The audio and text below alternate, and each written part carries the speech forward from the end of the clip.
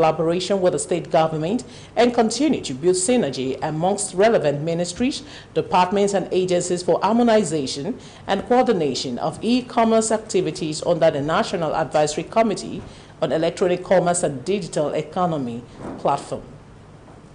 The significance of this event is the fact that all stakeholders are coming together to key in into the prospects, the opportunity that is bound in the areas of e-commerce ecosystem, both in terms of domestic e-commerce and cross-border e-commerce.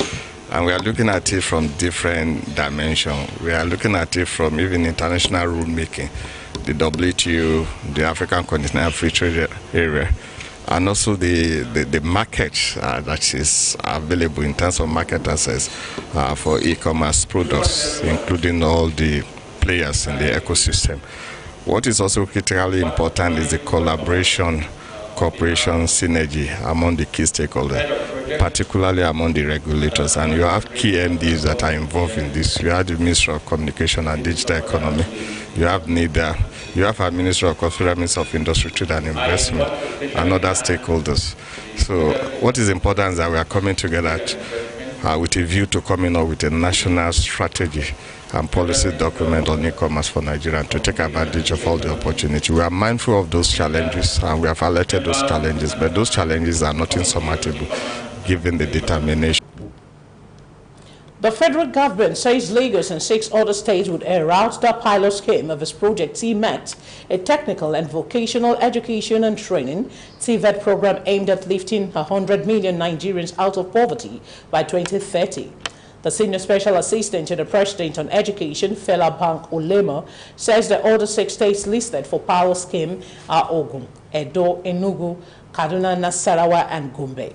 Bank Olema explained that the project is aimed at poverty alleviation and employment opportunities among the masses, and noted that TVET program has been approved by the National Steering Committee on National Poverty Reduction with Growth Strategy, NPRGS, chaired by the Vice President, Professor Yemi Oshibajo, as one of the core interventions to achieve the federal government goal of lifting 100 million Nigerians out of poverty by 2030.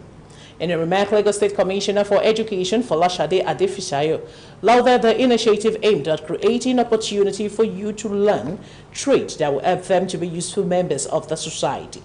Adefisayo said technical and vocational training were needed to meet up for current reality in the society, reiterated the commitment of state government in training youth to be self-reliance.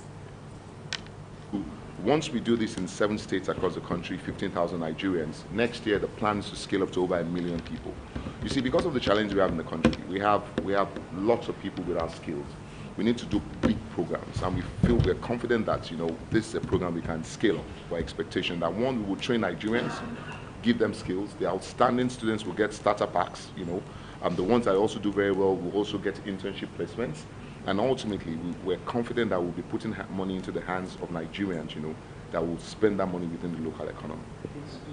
A lot of the times, what is happening is that we neglected the vocational aspect of learning, whereas it is needed now more than ever before. So it's coming back to haunt us. And what we now have to do is to face it decisively. And that is why we are really excited about this program, because it's part of what we too want to do. It is not just supporting us, it's reinforcing our efforts, it's even pushing us in the right direction.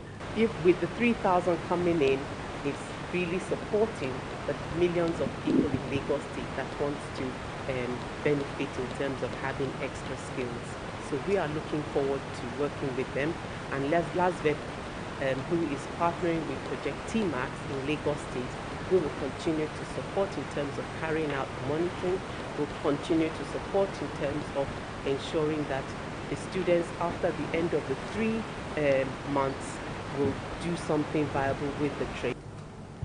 Presidential candidate of the People's Democratic Party in the 2023 elections, Atiku Abubakar, has commended the House of Representatives and Senate for their bipartisan effort in passing the Nigerian Startup Bill. The former Vice President also called upon President Muhammadu Buhari to sign the bill into law. In a statement on Monday, Atiku said that Nigeria's startup space is one of the largest in Africa, and Nigeria has become a key destination on our continent for tech talent, with the ICT subsector contributing approximately 18.44% of Nigeria's GDP as of the end of Q2 in 2022.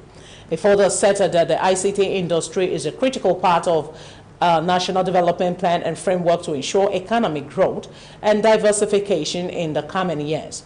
The PDP flag bearer said his administration intends to enthrone a disruptive economic agenda that will position ICT at the forefront of their policy development strategy and ensure that digital technologies and innovation in ICT and IT-enabled products and services are given an enabling environment to drive and build our new digital economy, notably in areas such as e-commerce, IT manufacturing, ICT-enabled outsourcing, the broader startup ecosystem, and other emerging technologies. It reiterated the need to transition into an e-government system to reduce expenditure costs, improve workflow management, service delivery, and overall efficiency. The presidential candidate of the People's Democratic Party, Atiku Abubakar, and some chieftains of the party on Monday welcomed Ibrahim Shekaru and his associate into his fold. Shekaru left the New Nigerian People Party and NPP, a party he joined in May from the All Progressive Congress APC for the PDP, citing unfair treatment. Prominent PDP members at the event to welcome the Kano Central Senator include the party's vice presidential candidate, Ifeanyi Okowa, former Vice President Nnamdi Sambo, the party's board chairman Walid Jibrin,